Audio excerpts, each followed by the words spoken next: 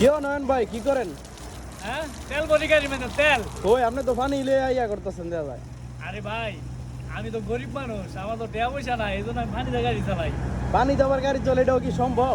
আরে ভাই সম্ভব না, আরো তো পারবো আরে ভাই, রোজা ভাই দিন ইত্রামি করেন। আচ্ছা দেখান দেই। আচ্ছা দর্শক আমরা দেই পানি দিয়ে কেমনে গাড়ি চালায়, এটা কি সত্যি হয় না সাফাবাজি করতেছে? এমনই প্রমাণ হইব। আচ্ছা আমরা দেখি। সামনে থেকে দেখাই। সত্যি ইতি পানি পড়তেছে। আরে গাড়ি কি চলবো?